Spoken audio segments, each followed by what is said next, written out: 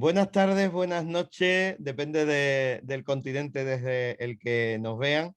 Una nueva entrega de los encuentros Familia, Vida, Libertad, en este caso con importantes novedades.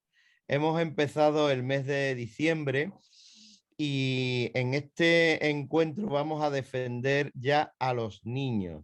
El mes de diciembre, el mes de la Navidad y el mes en que vamos a presentaros a todos los actuantes, a todos nuestros amigos, una campaña que quiere ser bastante ambiciosa. Alumbra la vida. Queremos prender una vela por los abortados no nacidos el 28 de diciembre, el Día de los Santos Inocentes. En muchos puntos de España, de Europa, de Hispanoamérica, habrá reuniones donde queremos acompañar a esos no nacidos, donde queremos acompañar a sus madres, donde queremos eh, poner una vela, una luz en la sociedad que está cegada ante este crimen, ante este asesinato, ante la cultura de la muerte. Y eso será el día 28 de diciembre. Ya lo estamos anunciando a todos nuestros amigos. Pero hoy vamos a hablar también de los niños, de niños que sufren. Vamos a hablar del síndrome de alienación parental, el odio inoculado. Y para eso, en vez de estar con nosotros hoy, Marianita, está nuestra portavoz, Nanda Agrendano. Buenas noches o buenas tardes, Nanda, ¿qué hay? ¿Cómo estás? Buenas noches y buenas tardes a nuestros amigos de México y del resto de Hispanoamérica. Pues estoy encantada, espero hacerlo como mínimo la mitad de lo bien que lo hace Mariana. La vamos a echar muchísimo de menos. Y lo que sí te tengo que decir, Mariana, que he visto un montón de encuentros en los que tú intervenías y para mí es un honor grandísimo sustituirte hoy. Y sobre todo me ha hecho muchísima ilusión que en esta ocasión Pedro se haya acordado de mí, porque hay dos personas muy especiales, pero una en especial a la que tenía muchísimas ganas de entrevistar o de Bueno, charlar con él y de volver a adelante, conectar. preséntalos y yo ya te dejo con el encuentro para ti, porque tu formación de jurista te hace ser la persona ideal para hablar de este tema, el síndrome de alienación parental, el odio inoculado. Adelante, porque estas dos personas es un honor tenerla con nosotros. Gracias, Pedro. Sin duda alguna, para mí es un honor, desde luego, estar rodeado de estas dos personas tan importantes. Y cuando estábamos preparando el encuentro, lo que sí quería dejar hoy claro, que vamos a hablar efectivamente de niños que sufren, que han tenido la mala suerte de que sus padres se separen, que ya con eso entiendo que es suficiente mala sombra o mala pata, pero es que además estos niños llegan a convertirse en algunas ocasiones en huérfanos que sin embargo tienen padres vivos. Es una expresión que me llegó al fondo de mi alma cuando, preparándome el encuentro, vi que realmente esta alienación parental, este odio que se inculca en determinados niños, que son al final un ariete de un padre contra el otro, de un progenitor contra el otro, que sirven única y exclusivamente para hacer daño al progenitor al que le impiden y lo descartan de la familia, le impiden estar con sus padres, pues estuvimos pensando y desde luego no tuvimos ninguna duda en cuanto a los invitados. Voy a empezar por Andy. Vamos a ser corteses porque desde luego eso sale siempre del alma. Y Andy Hernández, charlando con ella, yo le preguntaba, ¿cómo quieres que te presente? Y ella es una activista pro vida, ya le vemos el pañuelo, ese color celeste que nos encanta, pero además es una activista con muchísima formación. Es licenciada en Derecho, también tiene un posgrado en Psicología Forense, perfilación criminal, diplomada en Criminología y Criminalística, está certificada en transparencia y acceso a la información pública, es titular de jefatura política del Comité Ejecutivo Nacional que se llama Con Más México y es consejera general del Frente Chiapas Vida y Familia. Por lo tanto, Andy, desde luego, no se nos ocurría una mujer mexicana de Chiapas más activista y con más formación para hablar desde el corazón, pero también desde la cabeza, de este síndrome o de esta alienación parental. Y en cuanto a su señoría, que yo le sigo llamando así porque fue profesor mío en un máster de prácticas jurídicas que realicé en Sevilla, y ahí ya era un juez famoso, un magistrado famoso de familia, que luego por desgracia le trajo bastante mala suerte.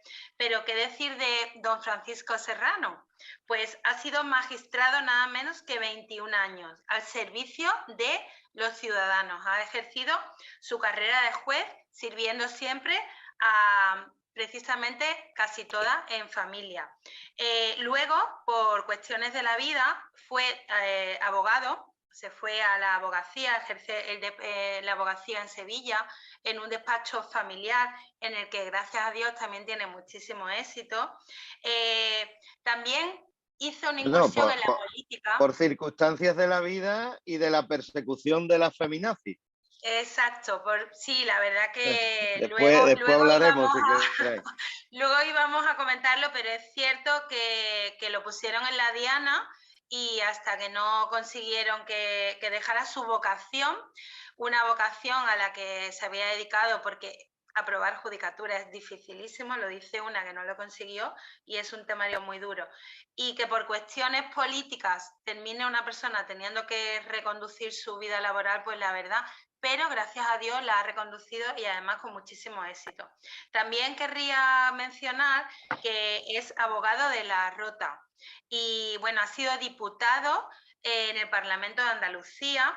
Fue uno de los primeros políticos a los que yo le escuché hablar de la defensa de la vida, de la familia, y con una garra y unas ganas que de verdad es que era precioso, era para lo que nosotros estábamos allí, Pedro. Ahí coincidimos los dos.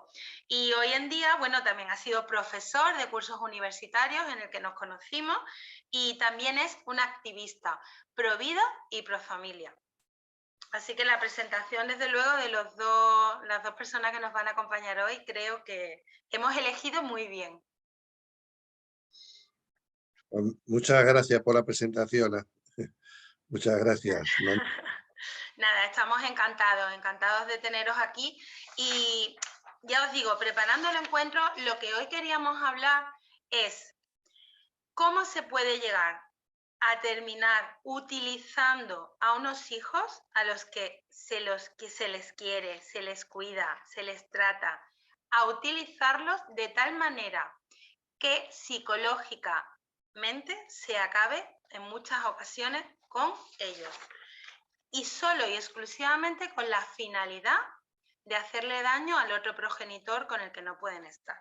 Entonces, sí que nos gustaría que, si queréis, empezamos por Andy, se vaya hablando de definir de una manera breve, tampoco queremos centrarnos mucho en la definición técnica ni en cuestiones demasiado técnicas, pero ¿cómo se puede alcanzar estos niveles de alienación o enajenación de un hijo utilizado por uno de sus progenitores? Me encantaría que nos hablarais vosotros de ese tema en esta primera parte del encuentro. Bueno, desde mi experiencia y mi punto de vista es que la característica esencial que se trabaja aquí es el ego, ¿no? Es una lucha de poderes, es un duelo en obtener beneficios, ¿no? También. Y bueno, ¿qué es la alienación parental? Al menos aquí en México, porque recordemos que no está reconocido por la OMS como síndrome, aunque tiene todas las características de un síndrome. Pues la alienación parental es aquella manipulación que tiene uno de los progenitores hacia su menor hijo con la intención de romper el vínculo con el otro progenitor, ¿no? Esa es la situación que nosotros manejamos para que la gente más o menos comprenda, sin utilizar tantos tecnicismos. ¿Qué sucede? Que cuando una persona se divorcia, en la mayoría de los casos, en el tema de guardia y custodia, cuando se está hablando de los niños, hay una manipulación constante, hay una campaña de desprestigio de un progenitor a otro progenitor. Utilizando al niño como herramienta o como arma de destructiva con esa persona, ¿no? Eso es lo que ocasiona que los niños prácticamente empiecen a sentir odio, rechazo hacia sus padres, bueno, hacia el progenitor al que está siendo alienado, ¿no? Muy bien. Y señoría, ¿qué puede aportar en este Bueno, tema? yo como llevo profesionalmente, conozco problemas y conflictos de familia desde el año 91 y como juez especialista en derecho de familia desde el 98 y después como abogado, pues imagínate la de casos que he podido conocer y que al principio cuando yo era muy joven pues me sorprendía que niños pues hablaran como si fueran marionetas, como si fueran auténticamente autómatas que traduciendo y trasladando lo que le decía uno de los progenitores en contra del otro. Porque hay que ser claros. Cuando un niño rechaza a su padre o a su madre, porque este trastorno no es solamente monopolio y solamente se le puede decir que es cuestión de las madres, también hay padres que manipulan a sus hijos. Pues cuando un niño rechaza a su padre o a su madre, puede ser por razones justificadas o sin razones justificadas, porque puede ser que haya casos de abuso, maltrato, abandono, negligencia, apatía, falta de habilidades parentales, porque hay gente que es que no se sabe, que a los niños no los sabe tratar, y eso puede ser un motivo justificado, pero es que hay padres que sí han sabido ser buenos padres dentro de sus limitaciones, dentro de sus posibilidades. Y ese odio inoculado en los niños, que es un odio realmente que está metido en vena, que está al niño se le hace como si fuera un formateado de su cerebro, pues ese odio es el que realmente, sin existir y sin hacer justificación, le causa un daño al niño enorme porque le priva de tener a un padre o a una madre e incluso al resto de la familia extensa materna o paterna. Porque un trastorno, cuando se dice, es que es un síndrome, la OMS, la Organización Mundial de la Salud, a la hora de introducir esto como trastorno en el DSM-4 y en el DSM-5, lo que nos dice es que no es un trastorno psicológico del niño, pero nadie discute a nivel científico de que sea un trastorno emocional y relacional en los niños. Porque al final, la consecuencia inevitable, ineludible, indiscutible que produce esa inoculación de odio, esa manipulación en los niños, es que esos niños se convierten en unos auténticos desgraciados, unas pobres criaturas que se ven privadas de una fuente de afecto primordial en su vida y que es necesaria también para su desarrollo y evolución, que es de tener a un padre o una madre, incluso a unos abuelos. Sí. Porque se les priva también al resto del parentesco. ¿Y qué ocurre en España? Que antes eran unas conductas muy elaboradas. Antes eran unas conductas muy manipuladoras, eran conductas realmente estrategias que se tenían que ir manteniendo con el tiempo. Ahora ya no, aquí en España es muy fácil una alienación. ¿Sabes cómo anda? Poniendo una denuncia. Claro. Poniendo una denuncia. Una falsa denuncia, porque ahora con las nuevas leyes de adolescencia, de infancia y adolescencia, que entró en vigor hace un año, resulta que con una sola denuncia y con una apertura de unas diligencias previas a un padre, pues resulta que a ese niño se ve apartado de sus hijos. Ya no hace falta tampoco preparar estrategias de odio precisamente para manipular al niño en ese odio hacia el otro progenitor, porque la principal fuente de alienación se convierte en la propia administración de justicia obligada por un Estado que está inspirado en principios y en perspectivas ideológicas. Eso es lo grave. Ahora, que también hay padres, como yo ahora después contaré, conozco un caso que llevo también como abogado, que alienan a sus hijos, y que los manipulan y que interfieren parentalmente para que rechacen a su madre y al resto de familia. Pero claro, en el caso de las mujeres, ahora lamentablemente en España, precisamente porque vivimos dominados por la perspectiva de género, ahora con las nuevas leyes ideológicas que nos impone este Ministerio de Igualdad, es muy sencillo. Ponle una denuncia que por el simple hecho de denunciarlo, mientras se investiga o no se investiga, ese niño puede estar sin ver a su padre durante años, incluso, tiempo suficiente para que esa manipulación se consolide. Y ese vínculo desaparezca. Es decir, en lugar de poder confiar en las leyes y en la justicia, tendremos que temer precisamente a esas leyes y a esa injusticia. Porque realmente en pocos países este tipo de maltrato se considera maltrato. Estuve el otro día revisando y hay muy pocos países donde se haya tipificado esta alienación parental como delito de maltrato infantil. Y es que eso, es un desde maltrato luego, emocional. Es un una maltrato forma de maltrato emocional, emocional y pero que es relacional. fácilmente evaluable, ¿verdad? Es fácilmente evaluable. Un psicólogo, pues en una conversación, en 2, en 3, puede ir viendo en qué fase, creo recordar que había 3 fases de alienación. Y se puede Leve, ir moderada y grave. Leve, moderada y grave. Entonces, claro, ya en la leve y en la moderada todavía es posible que se pueda corregir.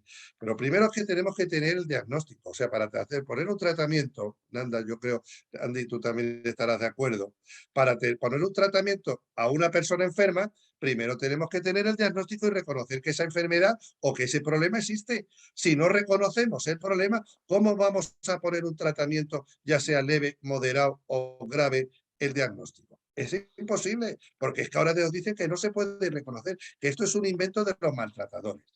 Cuando un niño Andy, rechaza a su padre... No, Cuando un de niño hecho rechaza quería a su sumar padre... a lo que dice el ministro, que de hecho no sé si recuerdan que les comenté de que tu servidora hizo una propuesta de ley aquí en mi estado, aquí en Chiapas. Eso, por eso te quería. A diferencia de la ley vicaria, que tiene un sesgo de género, o sea que solo brinda beneficios y que solo pone a la mujer como víctima, pasando como actor secundario al niño, no vela por el interés superior del menor, y la ley vicaria pues deja en indefensión total a los hombres. A diferencia de eso, tu servidora hizo una ley que se dirigiera única y exclusivamente a la protección del interés superior del menor, o sea, a los menores de edad, ¿no? Entonces, de hecho, para sumar a lo que el juez dice, nosotros proponemos 3 cosas en la reforma del artículo 406. En primera es el reconocimiento de la alienación parental, o sea, de que es un fenómeno social que existe y que está causando demasiado daño para los niños. 2, que cuando el juzgador se percate de que la alienación sea severa o moderada, por así decirlo, obviamente mande a ese menor a tratamiento psicoemocional, pues que sea evaluado, ¿no? Que lleve el tratamiento para recuperar no tanto la psique del menor, sino también recuperar el vínculo con el padre, porque recordemos que es un derecho del niño la sana convivencia con ambos padres, ¿no? Y la tercera es que cuando el juzgador se percate de que el menor está haciendo, o sea, que ya su alienación parental es completamente severa, entonces él lo que tiene que hacer es tomar todas las medidas cautelares, ¿no? Para la protección de ese menor, y obviamente en conjunto con el Ministerio Público, pues que el Ministerio Público, pues se persiga el delito de violencia familiar, ¿no? Que recordemos que la violencia familiar prevé la violencia física, psicológica, sexual y económica, ¿no? Entonces, eso es abonando a lo que decía el juez. O sea, no nada más es legislar por legislar. O sea, cuando el tema aquí ahorita es que hasta la impartición de justicia la tenemos como enemigos, ¿sabes? Y es completamente lamentable, porque en vez de que se enfoquen al beneficio social y que realmente analicen todo lo que quieren legislar, solo se guían por lo del tema de agenda. Nosotros hemos descubierto que muchos diputados ni siquiera se toman la delicadeza de leer las propuestas, pero dicen perspectiva de género, con perspectiva de género, y levantan la mano, sin saber las afectaciones que conlleva realmente lo que están legislando. Imagínate si en la misma Suprema Corte de Justicia de la Nación, en México, ¿no? Que es la institución máxima de protección de los derechos humanos y que es la suprema institución de impartición de justicia, tenemos a un mequetrefe como el ministro Arturo Saldívar, ¿no? Entonces, digo, no es de extrañarse, pero era para sumar a lo que el juez decía, ¿no? de que necesitamos el reconocimiento, necesitamos el tratamiento, porque a diferencia de las leyes con perspectiva de género, es que ellas buscan solo sancionar, lacerar, ¿no? Etiquetar, causar un daño al tema de los hombres. En cambio, nosotros lo que buscamos realmente es reparar, ¿no? Sanar, tratar. Eso es lo que nosotros estamos haciendo. Pues nada, se traspola lo que ocurre en México a lo que ocurre en España, por desgracia. Ni jurídicamente, ni políticamente, creo, Paco, corrígeme si me equivoco, políticamente tampoco hay sobre la mesa ninguna propuesta de que sea delito el lavado de cerebro de los niños y la utilización de los menores para conseguir... Pero por ningún partido, o sea, que es que es algo que realmente está ahí, que lo sufre, el que lo sufre es el que conoce realmente el problema, pero lo que pasa es que cada vez hay más personas que lo sufren. Muchos niños que se convierten en huérfanos de padre o de madre por el hecho de que ningún juez en un momento dado, aunque hay jurisprudencia también que lo ha reconocido, pero claro, a los jueces los van formando cada vez más en perspectiva de género y les van diciendo por dónde tienen que ir a la hora de tomar sus decisiones. O sea, van limitando cada vez más lo que es el principio de la independencia judicial para que los jueces se vayan sometiendo, que sean también, entren en ese borreguismo social al que nos están llevando. Y las víctimas de esto son los niños, porque la Convención de Derechos del Niño dice que los niños tienen derecho a tener una buena relación con su padre y con su madre. Se les puede privar cuando hay una situación de desamparo, de desajuste, de desestructuración familiar, digo, de maltrato, de abandono, que también lo hay.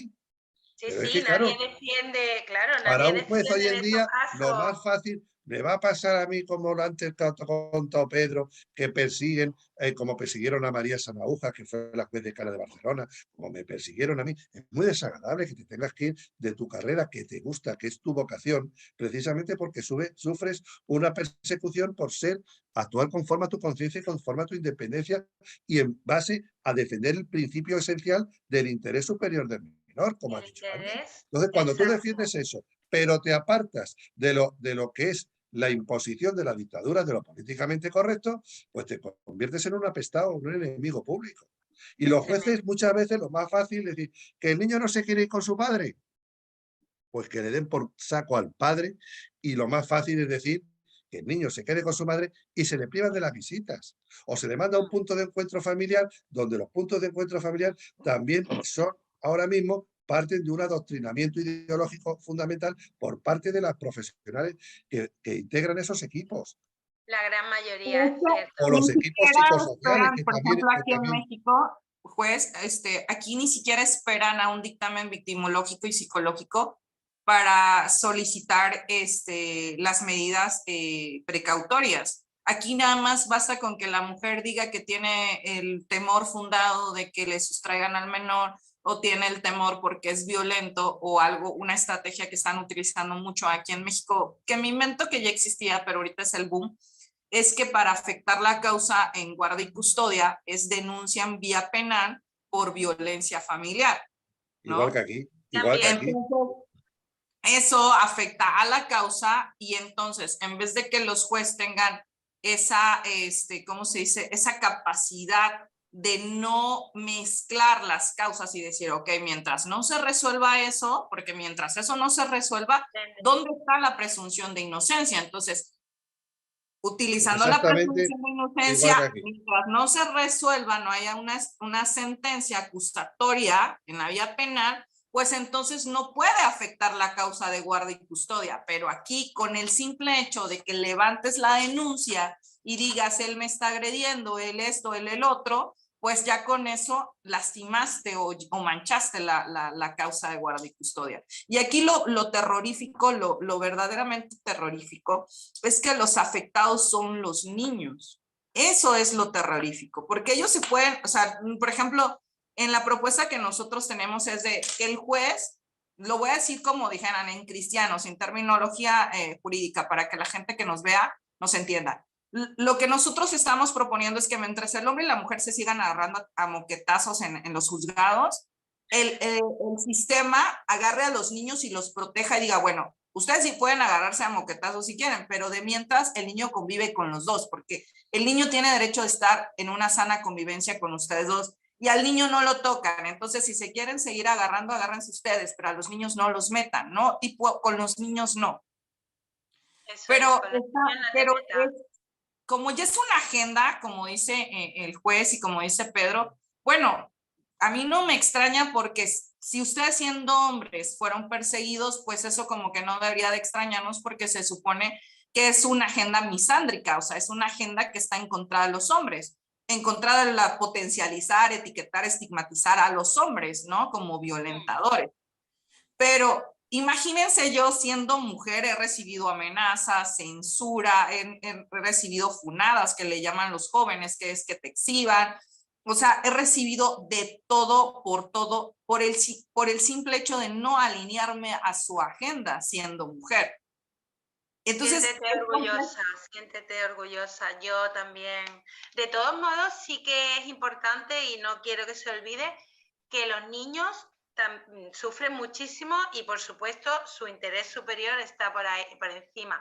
Pero ojo, al progenitor al que le retiran, le denuncian, le calumnian, le hunden, es que muchas veces socialmente esa persona termina con gravísimos problemas económicos, muchísimos problemas. Que se suicidan, Pedro, que se suicidan. Hay muchos padres que se suicidan. Estamos en contacto. Vamos a ver, que yo estoy en contacto eso con asociaciones. Con todas las asociaciones de padres y es terrible. No quería... Cuando entran de las fuerzas y cuerpos de seguridad del Estado. Sí, vamos a ver, hay muchísimo, muchísimo. Es que no quería olvidarme. Hay muchos papás que les da un ataque de ansiedad saliendo de los centros de convivencia. A mí me ha tocado ver a 3 papás que les da un ataque de ansiedad saliendo del Secofam, así se llama aquí en Chiapas. O sea, ellos narran que entrar al Secofam es como entrar a visitar a sus hijos en la cárcel. Haz de cuenta que sus hijos fueron los presos y ellos fueran de visita a sus hijos porque les hacen una revisión exhaustiva de pies a cabeza, o sea, haz de cuenta como que si fueran armados, ¿no? Un cacheo. Enfrente de los menores, o sea, imagínate, ni siquiera tienen la delicadeza de hacer ese tipo de filtros en donde no se pueda apreciar por los niños. Imagínate la imagen que está recibiendo ese menor, que su papá está siendo excultado, ¿no? O sea, que está siendo revisado por policías, ¿no? Imagínate, si ya está recibiendo ese lavado de que es un agresor, de que es esto, de que es el otro, imagínate ver esa imagen. Luego entras a un cuarto donde los psicólogos sirven para 2 cosas en México, para nada y para lo mismo, yo no sé ni para qué demonios están, porque en vez de que ellos interactúen y ellos se vayan comprometiendo a que haya una recreación y precisamente esa reconstrucción de vínculo, ellos están, o sea, para nada, o sea, no sirven para nada. Entonces a mí me ha tocado que los papás, o sea, yo los he visto en videollamada y, o sea, están con una crisis de ansiedad llorando porque les genera el ambiente un estrés muy cañón. Ahora, imagínate, te estoy hablando de personas muy grandes. Hay un dicho aquí en Chiapaneco, mi abuela decía, imagínate viejos burros, o sea, así decía, ¿no? Imagínate personas adultas, imagínate qué genera para niños ese estrés. Claro. A mí me gustaría, porque preparando el encuentro hablé con el juez Serrano y nos contaba que él tenía un caso en el que la persona que estaba sufriendo aquí era la madre de un niño de 14 años. No sé sí, si que esto lo llevo ahora ya como... Sí. Vamos a ver, un niño que escuchándolo es cuando te das cuenta de las contradicciones. Un niño con 14 años que ha denunciado a su madre y a sus hermanos, que le pegaban puñetazos en la cara todos los días. Le pegaban puñetazos en la cara todos los días. Y resulta que uno de sus hermanos no vive con él. Entonces, cuando ya al niño le sacas ese detalle, el niño ya no sabe, porque con ese discurso aprendido, resulta que el niño, cuando un poquito le aprietas para que cuente la verdad, que también hay ciencia psicológica, también para determinar también la valoración y credibilidad del testimonio, porque también lo que pasa es que los profesionales de este tipo, que se dejan llevar por perspectivas ideológicas, por esa agenda de género, imponen sus planteamientos ideológicos a sus planteamientos científicos. Son falsos científicos, que con una apariencia de cientificidad, con una metodología falsa, con una metodología carente de todo rigor científico, pues llegan a sus conclusiones que parten ya de premisas ideológicas. Pues bueno, cuando tú a un niño le pillas en estas mentiras, cuando el niño no presentó nunca ningún síntoma de haber sido agredido, ni en el colegio no han apreciado absolutamente nada, ¿qué haces con ese niño? Es que ese niño necesita primero darse cuenta que esto será, vale, en este caso podemos hablar de violencia vicaria porque este padre alienador está utilizando a su hijo como arma arrojadiza, como instrumento para hacer daño a la madre. Pero es que, ¿cuántas madres hay que no utilizan lo mismo presentando denuncias contra padres? ¿Cuántas? Así es. ¿Cuántas? Así es. Es un ¿Y qué panorama. pasa? Y eso lo llevamos a un juzgado de violencia, porque lo mismo que está diciendo que se ocurre en México, aquí no, tú llevas un juzgado de familia y resulta que se pone una denuncia y va al juzgado de violencia y ya se acabaron las visitas, se acabó la posibilidad de pedir la custodia compartida. Y siempre hay profesionales, falsos profesionales del derecho, que aconsejan en este caso, denúncialo que saca ventajas. De Y momento son ya la custodia compartida. activistas políticos, como le Activistas pasó políticos. a usted, señoría, activistas políticos que en realidad no son Pero ni ¿qué siquiera daño se abogados. hace? ¿Qué daño se hace con todo eso? ¿Qué daño? Cuando yo, por ejemplo, que soy muy partidario siempre de la mediación, de que los jueces concilien, de intentar arreglar los conflictos a través de terapia, intentar Custodia compartida. reconducirlo al interés común del interés superior de los hijos, de que los hijos sean unos niños felices, que se críen, se desarrollen con su familia paterna, con su familia materna, que se preocupen por sus estudios, por su futuro. No, no, no, no, no. Aquí es a la destrucción. Y como tengo que destruir al otro, porque a lo mejor me ha puesto los cuernos, pues en ese odio que yo le puedo tener, porque a mí a lo mejor ese padre para mí ha sido un mal marido, pues resulta que me lo tengo que cargar. ¿Y cómo me lo cargo? Pues haciéndole daño donde más daño le puedo hacer, a través de los hijos. Que si es al revés también, ¿eh? Entonces, esa es la realidad que se ve todos los días en los juzgados de familia. Y llevo muchos años de experiencia, pero a los profesionales no nos preguntan, llaman a los que están preparados en perspectiva de género. Y así nos va. Realmente los niños son Las víctimas, una víctimas. pena terrible. Porque ese niño del otro día de 14 años me daba pena. Ese niño me daba pena el otro día. Esos niños van marcados, pero también, no sé si yo, pensando un poquito y como maestro que soy, hombre, pienso que la persona humana tiene tal capacidad de resucitarse y de convertirse y de cambiar, pero a un padre que le arruinan la vida, que no puede dormir por la noche, que se termina planteándose el suicidio, como tú dices, si esto se da en agentes de la Fuerza y Cuerpo de Seguridad del Estado teniendo armas a mano, son proclives. Por eso es muy elevado el número de suicidios entre los militares y Fuerza y Cuerpo de Seguridad del Estado. Exactamente, porque esos conflictos pues, no lo saben gestionar los pobres y terminan suicidándose. Pues Andy quería una sangría, una sangría. ¿Eh? Andy. Sí, dos cosas. Lo que decía el juez. Lamentablemente estamos viviendo una actualidad que se desmorona en el tema de valores. Y a mí me da muchísima vergüenza decirlo, que hay un dicho muy bien dicho en México que dice que hay muchos títulos, como dice, hay muchos profesionales sin títulos y hay muchos títulos sin profesionales. ¿Qué quiere decir? Que, por ejemplo, aquí en México es completamente lamentable y nefasto conocer a compañeros, o sea, quiero entenderlos, pero a veces no puedo. Yo entiendo que como abogado tienes que tener una estrategia, pero no puedes faltarle a tu ética profesional.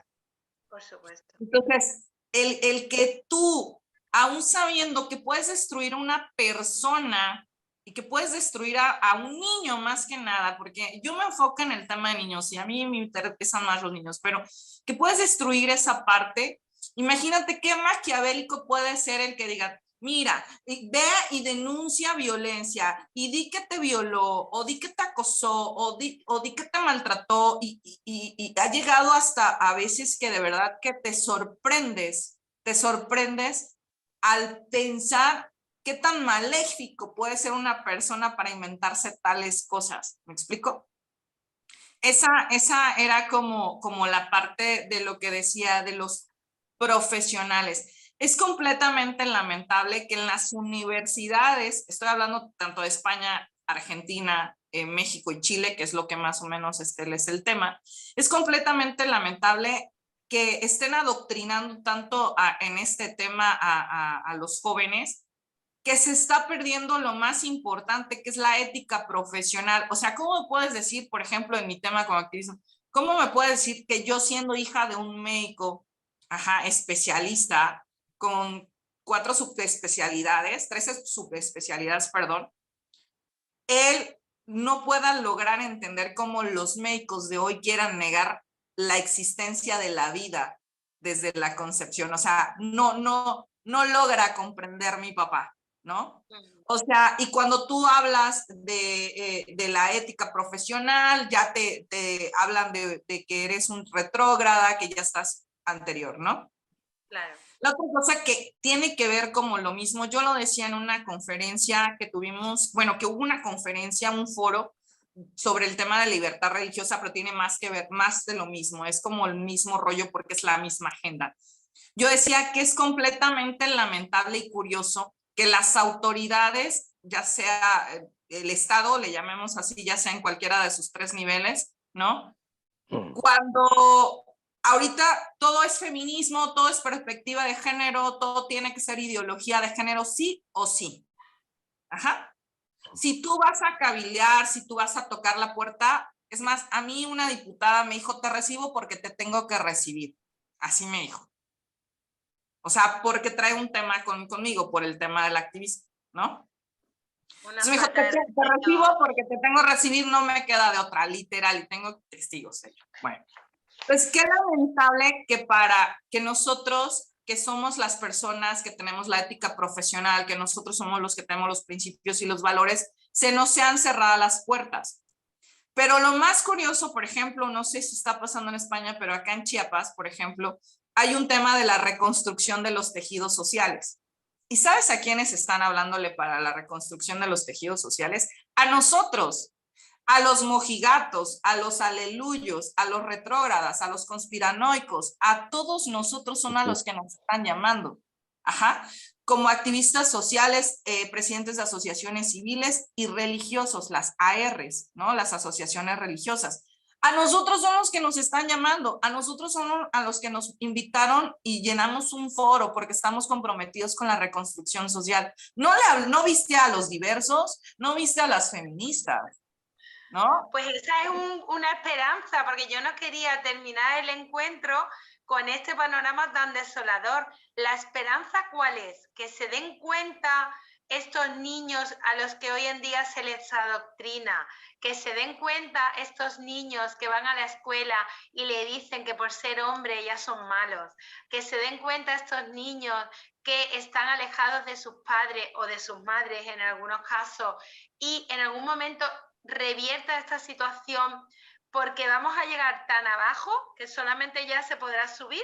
Eso es mi esperanza. Entonces, yo no quería terminar este tema sin que pusiéramos sobre la mesa algunas propuestas, bien legales, bien jurídicas, de manera breve, porque por desgracia estamos llegando ya al final, pero que demos una esperanza y que llegar a un juzgado no te cause ese estrés si eres padre, o que tus padres se divorcien no cause ese estrés y ese temor si eres niño. Digo yo que habrá alguna posibilidad. Yo también hice propuestas legislativas en este sentido para proteger a la infancia. Pero yo creo que lo que hay que confiar también es en la profesionalidad todavía de gente que es profesional independiente. Porque es que esto depende muchas veces del juez que te toque, del fiscal que te toque. Porque como te toque un fiscal o un juez que estén formados en perspectiva de género, es que da igual, es que ya estás perdido. Está perdido. Bueno, ahora dice la ministra que no tienen formación información claro, más del todavía, pergano, más porque todavía, ahora, más todavía son tiene información machistas, machista porque fascistas. ahora no le Aquí conviene todo el a que ella. se sale del plato de la dictadura de lo políticamente correcto, ya te tachan de fascista, de ultraconservador, de machista, de todo lo que ha habido por ahí. Ellos no, por supuesto, porque ellos son De poco los formado. inmaculados. Los inmaculados. Ellos no se equivocan porque ahora mismo van a favor de corriente. Pero yo creo que la esperanza está en que haya gente como nosotros que nos mantengamos en contra de esa mala corriente y que la podamos revertir, pero revertir a través de educación, de formación y de ejemplo. Y que esos niños que están siendo adoctrinados, pues que en un momento dado, yo creo que también con el buen ejemplo que pueden recibir de sus padres y de un adoctrinamiento que no sería de desadoctrinamiento, pues los niños se pueden dar cuenta, porque hasta niños que han sido manipulados cuando son más mayores, incluso se han dado cuenta y han pedido perdón.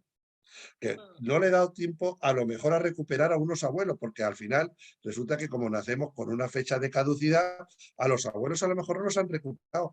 Y esos niños han tenido realmente que ir a psicólogos, a ir a una recuperación, porque ellos mismos se dan cuenta del daño que han hecho. Porque muchas veces, cuando no eres una mala persona, pero te han utilizado, al final te caes en la cuenta de que tienes que rectificar. Porque los niños son todos manipulables en lo bueno y en lo malo.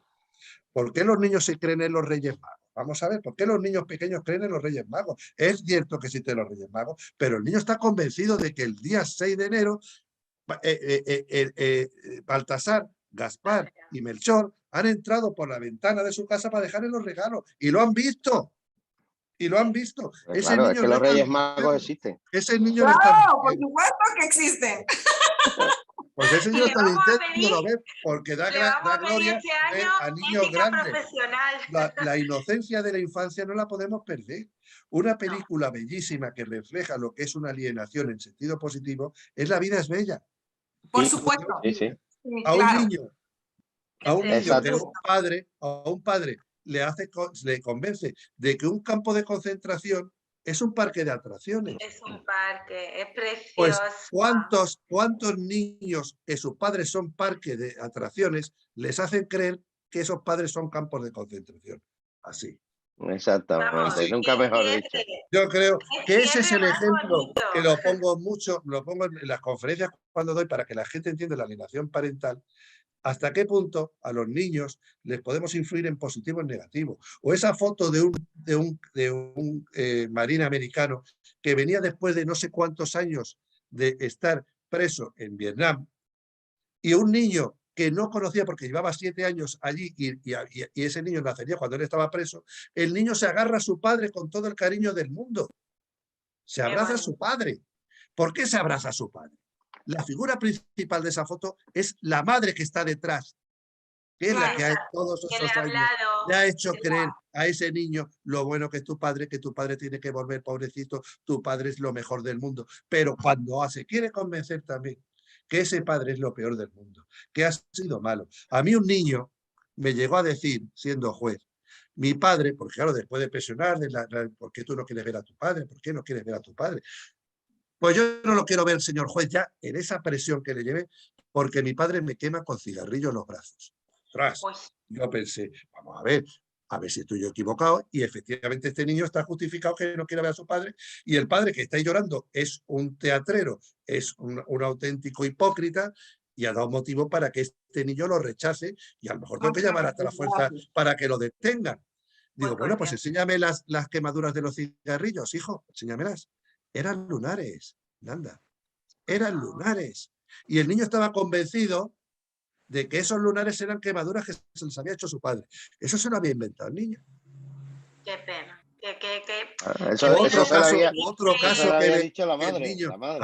Otro caso que el niño decía que el niño le echaba droga, que lo drogaba el niño.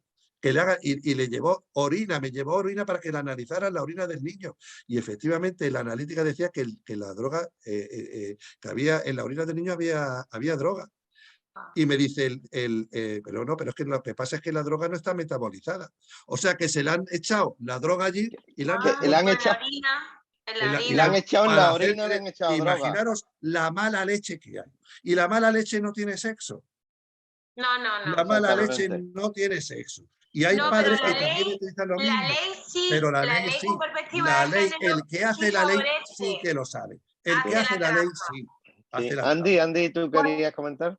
pues yo quiero dirigirme más que nada a los servidores y funcionarios públicos que ojalá y nos puedan alcanzar a ver. Y les voy a decir que ojalá y hablemos de números. La seguridad, los 4 rectores importantes de un buen gobierno es la educación, la economía, la seguridad y por supuesto el tema de salud, ¿no?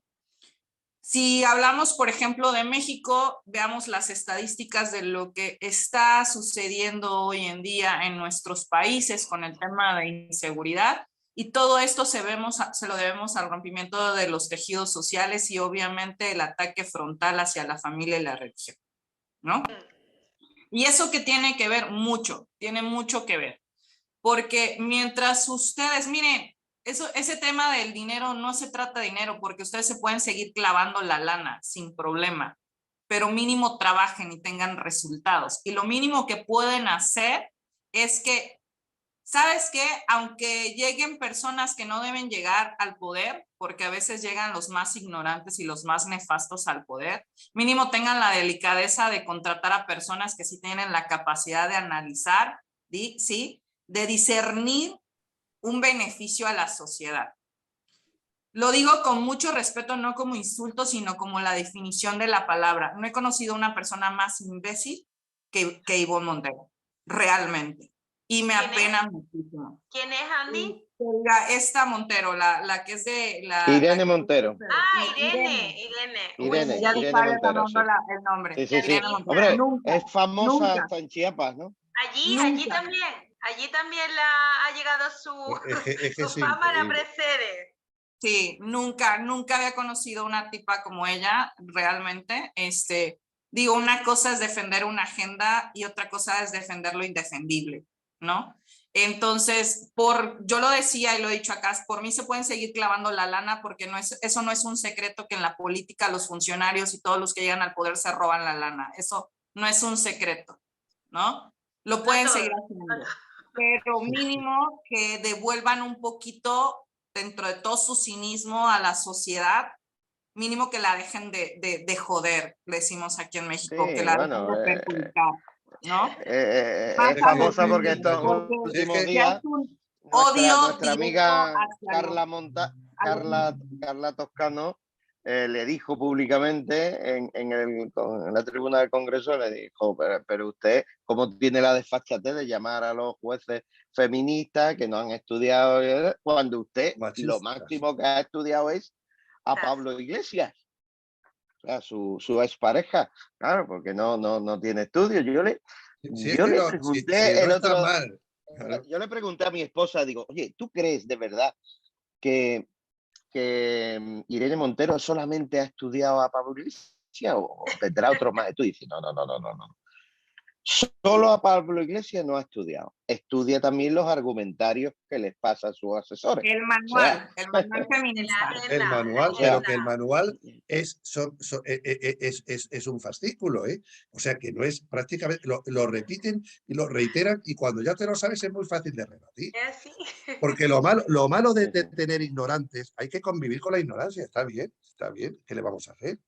Lo que hay que hacer precisamente es combatir la ignorancia a través de cultura.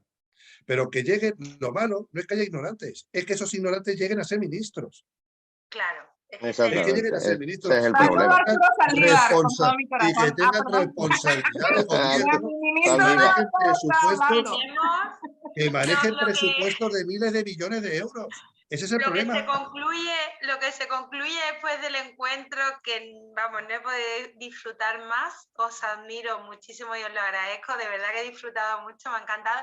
Lo que se concluye es que da igual el punto del mundo en el que estemos, el globalismo es lo que tiene, lo ha conseguido en Chiapas, en Sevilla, en San Fernando, en Bruselas, en todos sitios. Cuecen habas, como dicen en España.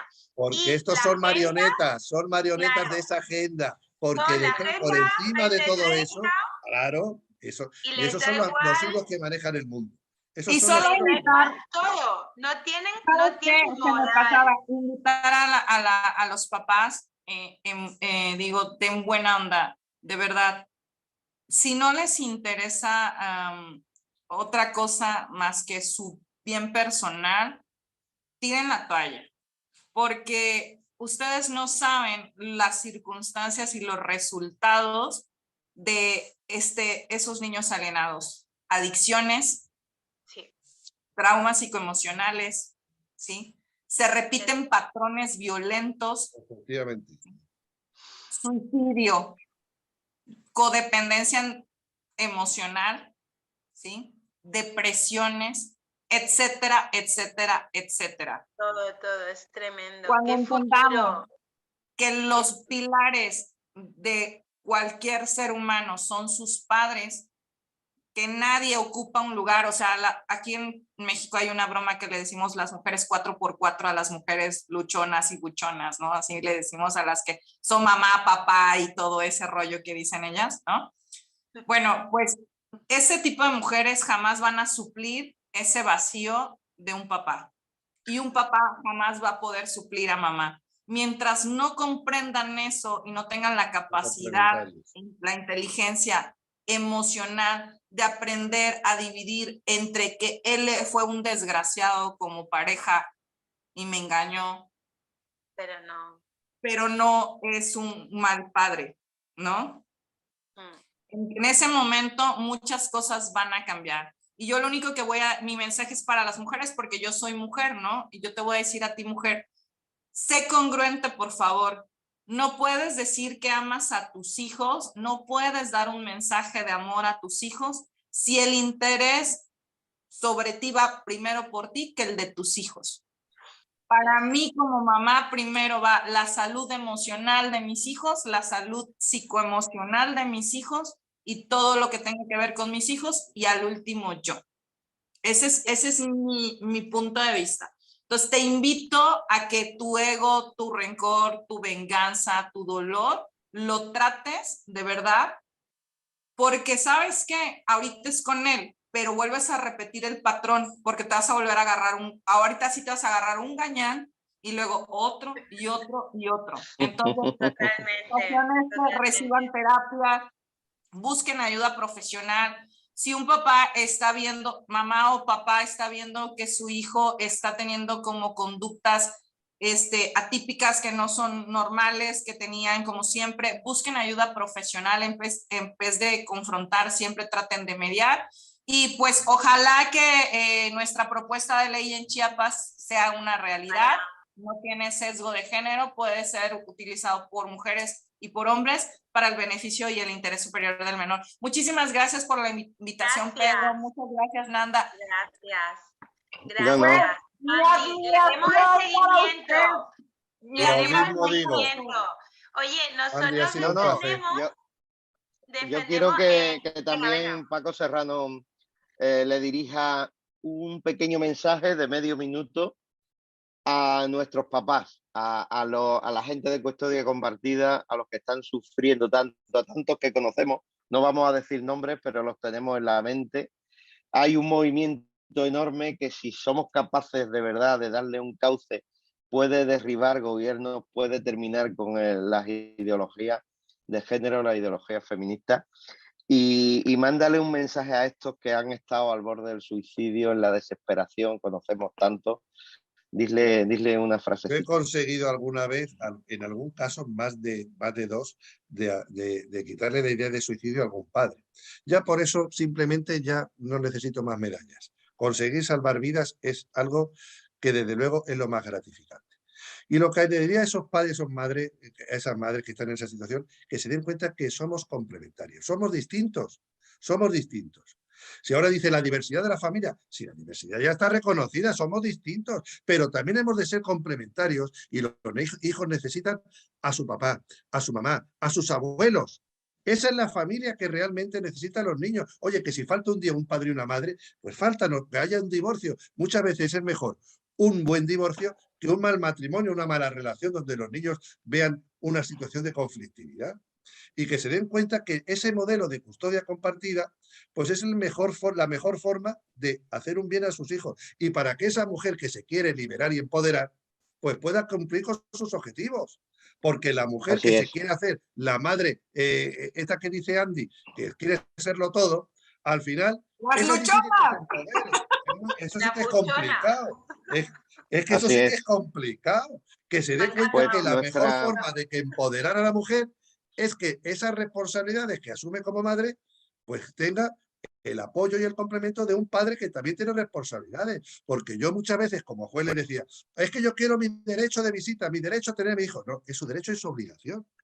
Es que aquí estamos hablando de derechos y obligaciones, como padres y como madres, que son complementarios, que se apoyen. así es, Y esa es la así forma es. de superarlo, Y que es el núcleo porque la mejor forma de perfecto. evitar la violencia es precisamente que se entienda que la Que mejor la forma, familia el actúe, mejor que la divorcio es el familia mejor divorcio que actúe. se llega de mutuo acuerdo, Eso. ¿sabes? Eso iba a decir. Eso iba a Realmente, decir.